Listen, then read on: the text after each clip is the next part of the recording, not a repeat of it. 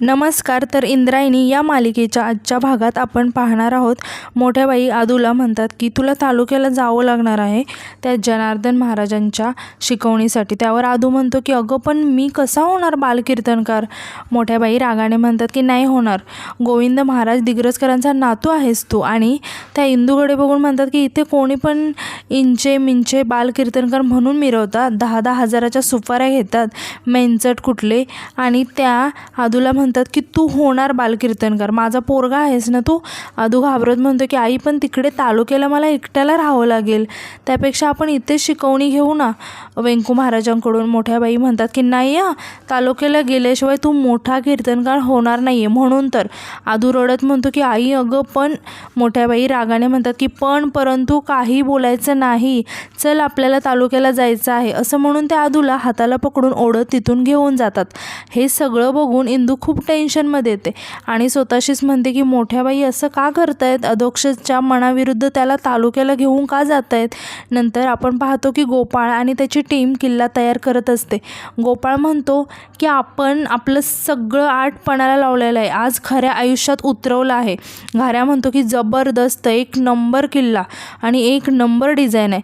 मग सोनू म्हणते की गोपाळ दादा तटबंदी सगळंच मस्त झालं आहे का.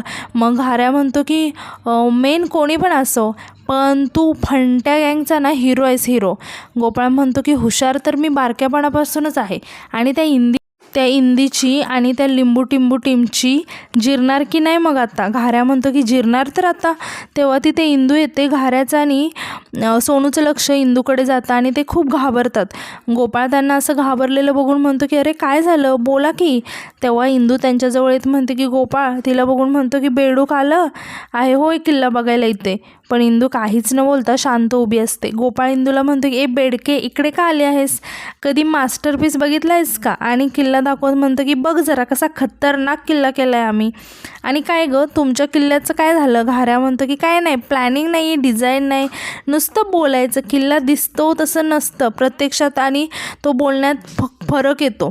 इंदू म्हणते की ए गोप्या टोप्या तू हा किल्ला केला आहेस त्याचीच हुशारी दाखवायची आहे ना तुला. आपण एकमेकांचे शत्रू झालो याचं काहीच वाटत नाही का तुला.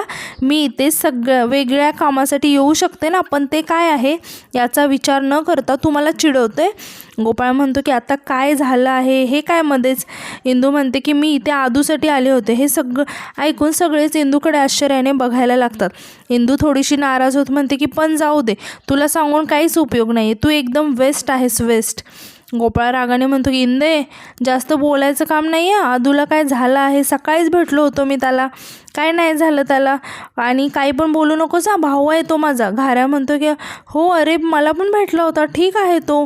गोपाळ म्हणतो इंदे तुझा किल्ला नाही झाला ते सांग ना, उगाच कुठला पण राग आमच्यावर काढू नकोस. आली मोठी आणि स्वतः वेस्ट आहेस ते बघ, आम्हाला नको बोलूस. इंदू रागाने म्हणते की ए गोपाळ जास्त बोललास ना तुझा किल्लाच मोडून पडेल.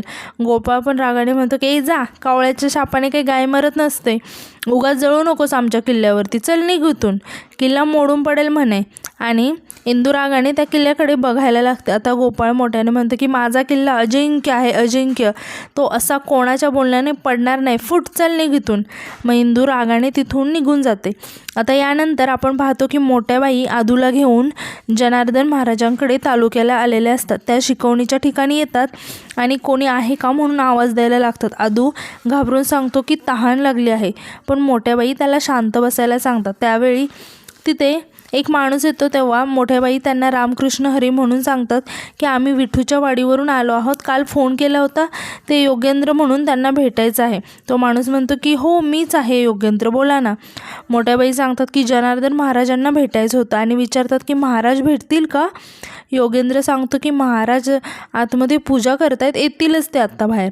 मोठ्या बाई विचारतात की हो का, उशीर लागेल का. योगेंद्र सांगतो की नाही, येतीलच इतक्यात. आणि तो मोठ्या बाईंना तिथे बसायला सांगून तिथून निघून जातो. आता मोठ्या बाई आदूला म्हणतात की हे बघ अधोक्षज जनार्दन महाराज आले ना की त्यांना वाकून नमस्कार करायचा, आपले संस्कार दिसले पाहिजेत त्यांना. समजा ते म्हणाले काहीतरी करायचं आहे, काहीतरी म्हणून दाखव, तर म्हणून दाखवायचं, शहाण्यासारखं वागायचं. आणि असं तोंड पाडून का बसलाय, त्या कार्टीबरोबर असतो तेव्हा तर खिदळत असतोस, तसा उत्साहात राहा ना जरा, हसून थांबायचं, कळलं का. तुझं इम्प्रेशन चांगलं पडलं पाहिजे. पण आदू मात्र नाराज होऊन खाली मान घालून बसलेला असतो.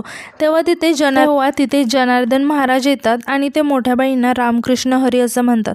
मोठ्या बाई आदूला त्यांना नमस्कार करायला सांगते. आता मोठ्या बाई ओळख करून देत म्हणतात की मी आनंदीबाई अंताजी दिग्रजकर, गोविंद महाराज दिग्रजकर यांची थोरली सून. मी फोन केला होता तुम्हाला येण्याच्या आधी आणि त्यांनी सांगितलं असेल ना तुम्हाला. जनार्दन महाराज म्हणतात की हो, योगेंद्रने सांगितलं आम्हाला.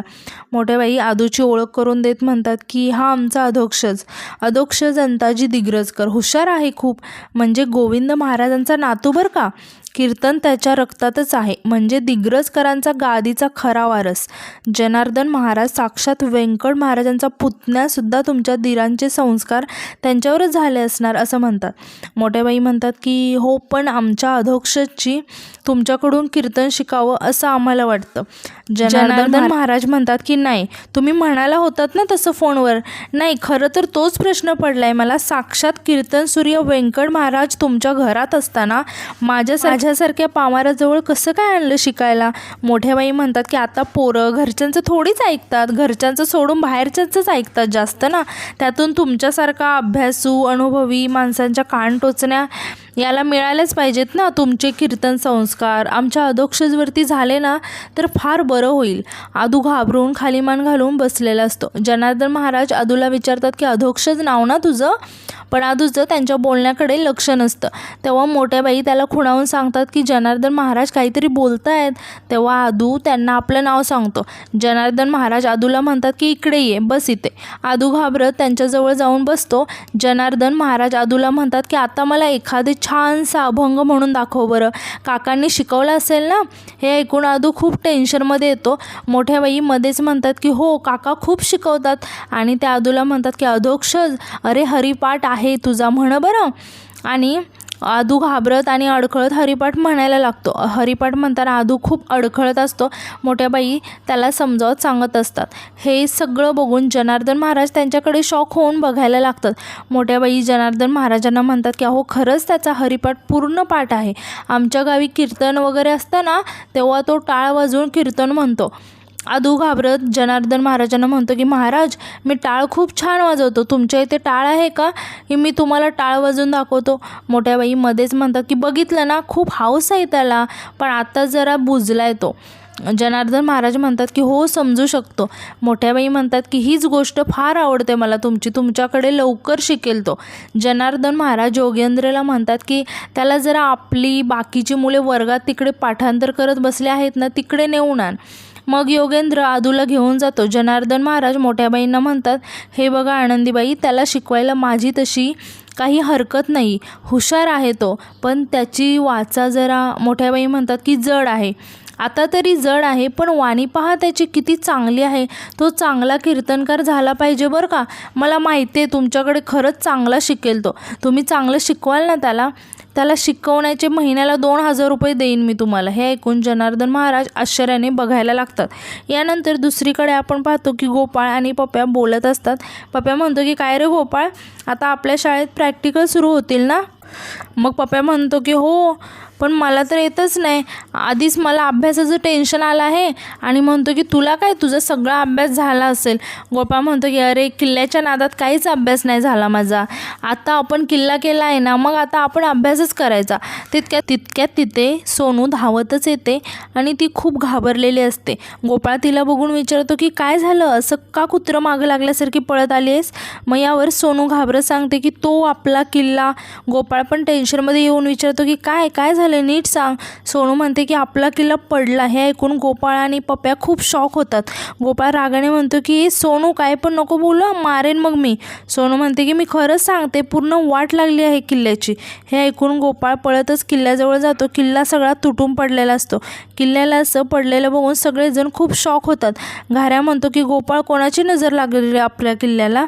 गोपाळ म्हणतो की कोणाची नजर वगैरे नाही लागली आणि अशा गोष्टी माझ्या समोर करायच्या नाहीत. कोणीतरी माझा किल्ला मोडलाय आणि रागाने म्हणतो की कोणी मोडलाय माझा किल्ला. घाऱ्या सांगतो की मला माहीत नाही कोणी मोडलाय, पण ज्यांनी कोणी केलं असेल ना त्याला चांगलंच मारलं पाहिजे. आता पप्यासुद्धा रागाने म्हणतो की फक्त मारला नाही पाहिजे, त्याच्यावर असा पाय दिला पाहिजे.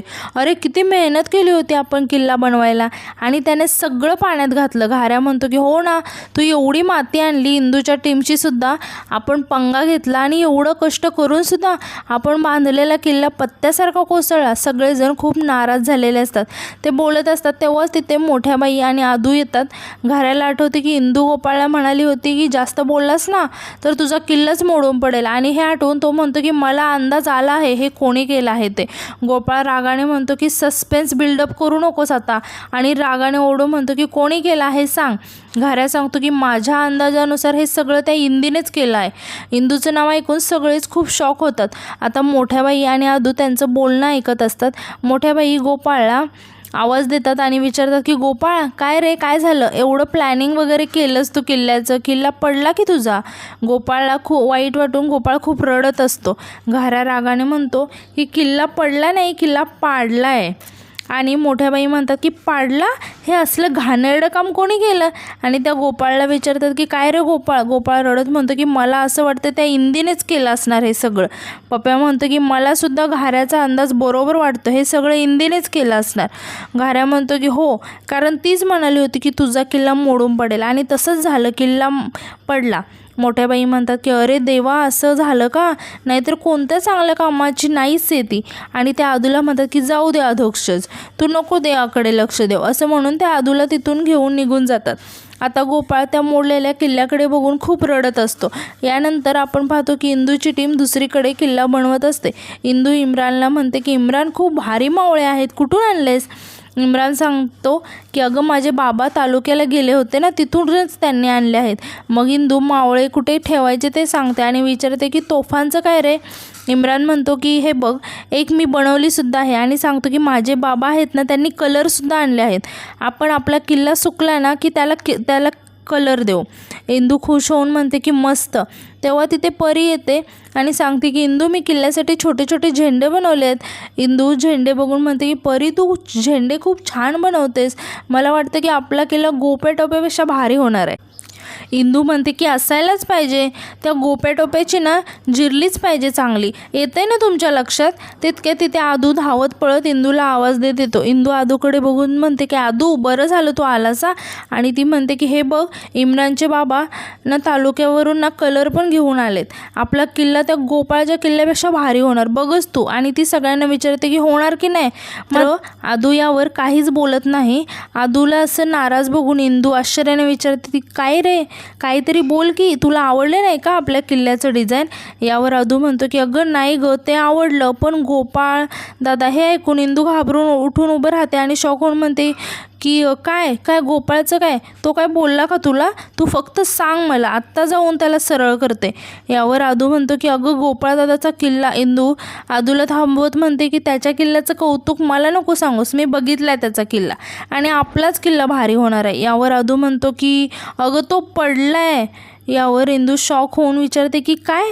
आदू म्हणतो की अगं गोपाळदादाचा किल्ला पडला आहे. सगळेजण हे ऐकून खूप शॉक होऊन बघायला लागतात. इंदूला आठवतं की गोपाळ म्हणत असतो की अगं तुझा किल्ला झाला नाही ते सांग, उगं कुठलं पण राग आमच्यावर नको काढूस. यावर इंदू म्हणते की जास्त बोलू नकोस, तुझा किल्ला मोडूनच पडेल. आणि गोपाळ म्हणालेला असतो की कावळ्याच्या शापाने काही गाय मरत नसते आणि उगाच जळू नकोस आमच्या किल्ल्यावरती. आदू घाबरत म्हणतो की कोणी पाडलाय काय माहिती. आणि इंदूला विचारतो की इंदू तो किल्ला कोणी पाडला असेल, की कोणीतरी कशाला, मीच पाडलाय तो किल्ला. आणि यावर सगळेजण शॉक होऊन इंदूकडे बघायला लागतात. आदू इंदूला विचारतो की काय. इम्रान म्हणतो की काय अगं काही काय बोलतेस. यावर इंदू म्हणते की हो मीच पाडलाय किल्ला. आता आदू इंदूला म्हणतो की अगं आईने तुला बोलवले आणि ती शोधते तुला कधीची. यावर इंदू घाबरत म्हणते की मोठ्या बाई. आणि इंदू खूप घाबरून गेलेली असते आणि ती आदूकडे बघायला लागते. आणि आजचा भाग इथेच संपतो.